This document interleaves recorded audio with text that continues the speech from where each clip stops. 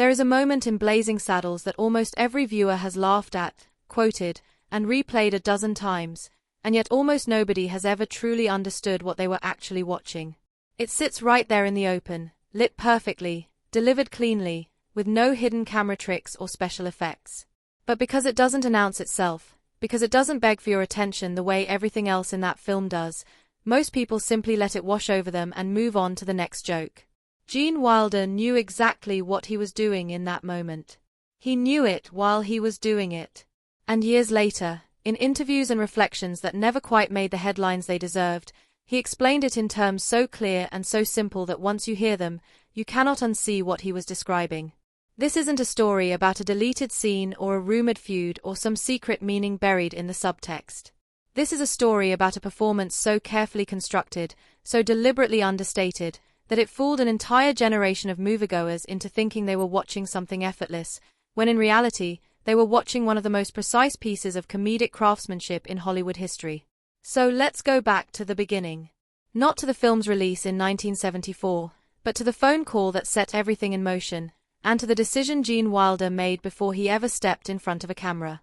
By the time Mel Brooks placed that call to Gene Wilder, the production of Blazing Saddles was already in serious trouble.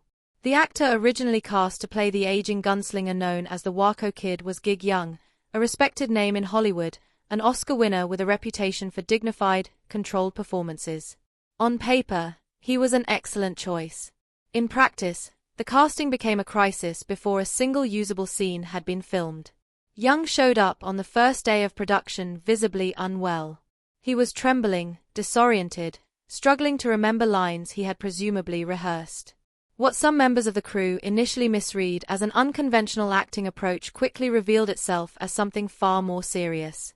Young was in the grip of acute alcohol withdrawal, a medical emergency that had nothing to do with method acting and everything to do with a personal battle that had been escalating off-screen for years. By late morning, he had collapsed. Production shut down. The clock was ticking, budgets were burning, and Mel Brooks needed a solution immediately. He didn't call a talent agency. He didn't convene a casting session or ask his producers to draw up a list of alternatives. He picked up the phone and called Gene Wilder directly, the same Gene Wilder he had worked with on The Producers several years earlier, the same man he trusted in the way you only trust someone whose instincts you have seen validated under pressure.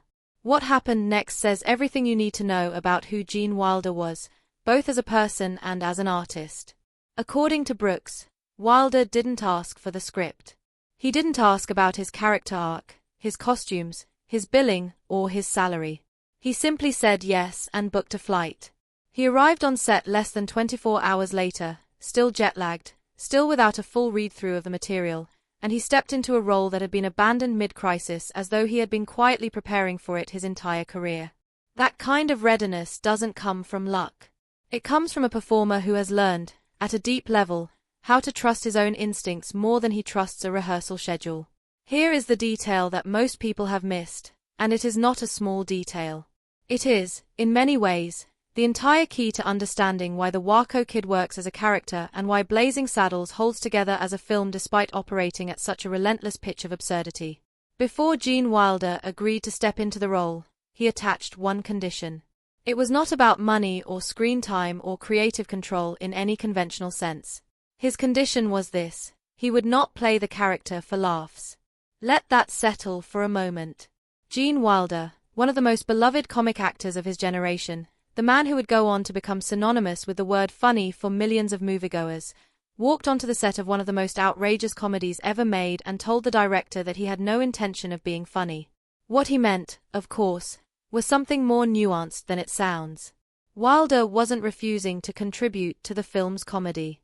He was refusing to perform comedy in the way that comedies typically demanded it, through exaggeration, mugging, reaction shots designed to cue laughter, lines delivered with a wink toward the audience. He wanted to play the Waco Kid the way you would play a real person, a damaged, exhausted, quietly devastated man who happened to exist inside a wildly comic universe. Mel Brooks agreed. And that agreement, that single creative handshake between director and actor, is the foundation of everything that makes the Waco Kid unforgettable. In a film where Harvey Korman played villainy like a man performing villainy in a school play, brilliantly, hilariously over the top, and where the townspeople of Rock Ridge behaved like a Greek chorus of spectacular ignorance, Wilder moved differently. He sat still. He listened. He responded to the chaos around him not by participating in it, but by observing it with the weary eyes of a man who had seen too much of the world to be surprised by any of it anymore. That contrast is not accidental. That contrast is the architecture of the entire performance. There is a principle in visual art that painters and photographers understand intuitively, but that is surprisingly rare in Hollywood filmmaking, particularly in comedy. The principle is simply this: the eye is drawn to the thing that moves differently from everything around it. If everything in a frame is loud and fast and big, the one quiet thing becomes magnetic. Gene Wilder understood this principle not as a theory but as a lived experience. He had trained as a stage actor, had studied the mechanics of audience attention, and had spent enough time performing in front of live crowds to know that the moment you try too hard, you lose them. The audience can smell desperation. They can sense when a performer is working to get a laugh rather than simply being. And the moment they sense it, the laugh dies.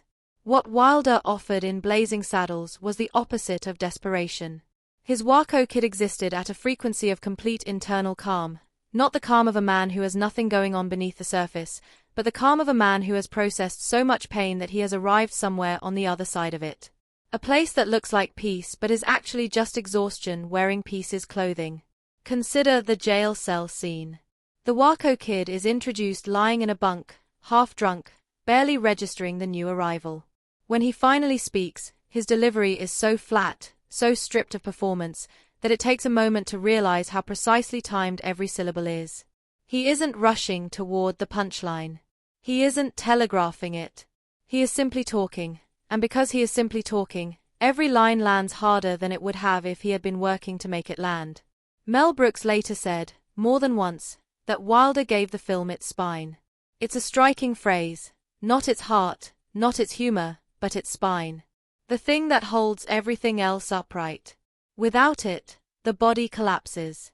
With it, everything else can move freely in any direction without falling apart.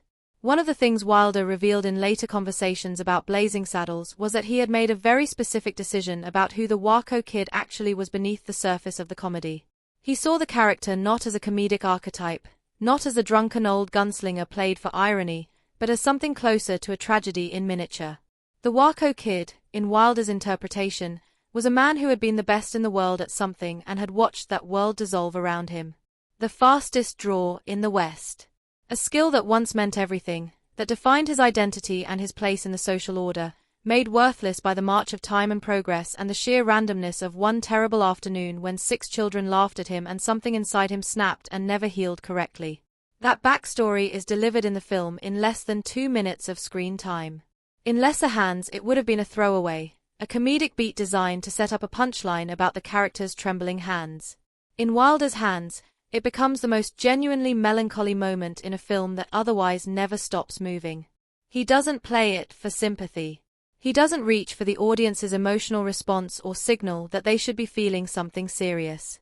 He delivers it in the same tone he uses for everything else, quiet, measured, slightly removed. And that is precisely why it works. Because the refusal to perform sadness is, paradoxically, what makes the sadness real. When Wilder described this approach in interviews, and he did describe it, in fragments and in passing, in conversations that were never as widely circulated as they deserved to be, he spoke about it in terms of emotional authenticity. He believed that comedy and tragedy were not opposites. He believed they were the same thing viewed from different angles, and that the funniest characters in any story were usually the ones who were also in the most pain. The Waco Kid was his proof of concept. To understand the full weight of Gene Wilder's contribution to Blazing Saddles, you have to reckon with what the film almost was, and who almost appeared alongside him. Richard Pryor co-wrote the screenplay. His fingerprints are all over the film's sharpest edges, its most uncompromising racial commentary, its refusal to soften the ugliness it was satirizing. Pryor did not write around the discomfort of American racism. He wrote directly into it, using the form of the Western to expose the absurdity of the prejudice that had always existed just beneath the genre's heroic mythology. And Pryor was supposed to play Sheriff Bart. That was the original plan. Mel Brooks wanted him, and by most accounts, Pryor wanted the role. The two men had developed a working rapport during the writing process that made the prospect of Pryor in front of the camera feel natural and right. Warner Brothers said no. The studio's stated concerns centered on Pryor's public controversies and the perceived commercial risk of building a major studio comedy around him as a lead. The decision was made above the level of the filmmakers, and there was nothing Brooks could do about it. Cleavon Little was cast instead. He delivered a performance that was charismatic, sharp, and entirely worthy of the material, a performance that became its own kind of iconic. But the shadow of what might have been has never quite left the conversation around the film.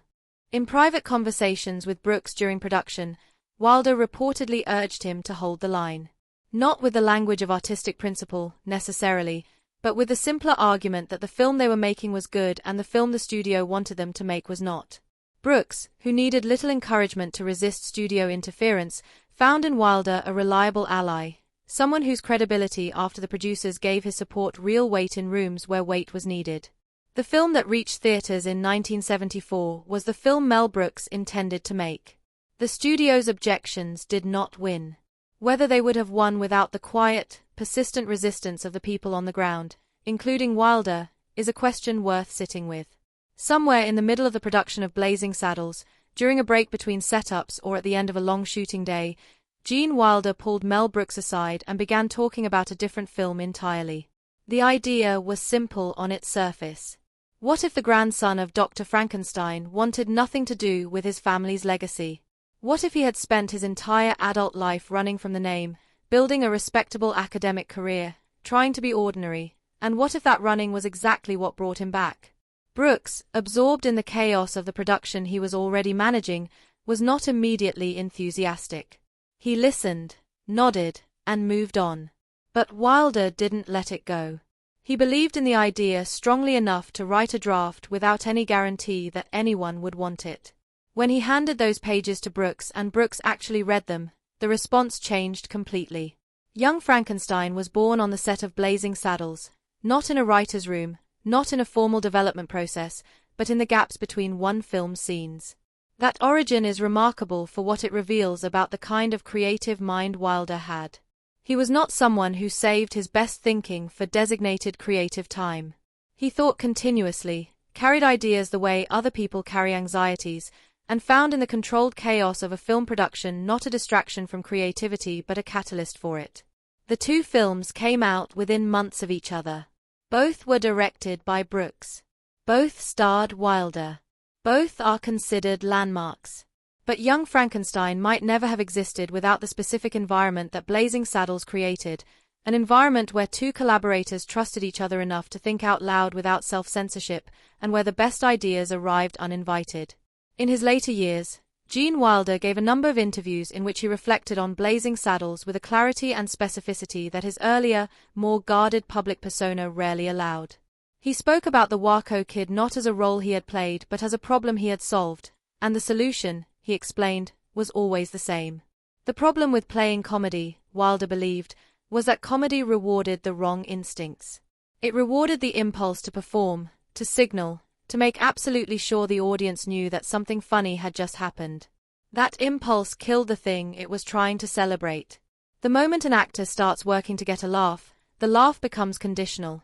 It depends on the audience going along with the performance rather than simply responding to a true human moment. What Wilder had figured out, what most fans never consciously registered while watching Blazing Saddles, was that the Waco Kid was never trying to be funny. He was trying to survive. He was trying to get through the day with whatever dignity remained to a man who had given up on the world and then, unexpectedly, been given a reason to care about it again. The comedy emerged from that situation naturally, without being pushed. And because it was never pushed, it never felt performed. This is the thing hiding in plain sight. Every time you laugh at a Waco Kid line, you are laughing not because Gene Wilder was performing comedy but because Gene Wilder was performing truth, and truth, when observed clearly enough, is frequently hilarious. Blazing Saddles was selected for preservation in the United States National Film Registry. The Library of Congress applies a standard for that designation. The film must be culturally, historically, or aesthetically significant. It is worth thinking carefully about which of those three categories the film most firmly occupies, Because the answer illuminates something important about Gene Wilder's specific contribution. Culturally significant. Certainly. The film's engagement with race in America, its refusal to use the Western genre's mythology without interrogating the violence and prejudice that mythology had always papered over, that significance is undeniable and has only deepened with time. Historically significant. Yes. As a document of what American comedy could do in the early 1970s when the studio system's grip was loosening and filmmakers were beginning to understand the possibilities of that loosening, historically, Blazing Saddles is indispensable. But aesthetically significant is where Wilder's contribution becomes most legible. The film works aesthetically because it is balanced. The absurdism has weight because something in the film has gravity. The satire cuts because it is attached to something that feels real. That gravity and that realness come from one place. They come from a man lying in a jail cell bunk, speaking quietly to someone he just met, explaining why his hands shake without ever quite explaining why it matters that they do. They come from the decision not to play it for laughs. Decades later, that decision still holds the film together. And now that you know to look for it, now that Gene Wilder has finally pointed at the thing most fans never quite caught, you will never watch Blazing Saddles the same way again. The loudest comedy of its era was carrying a secret.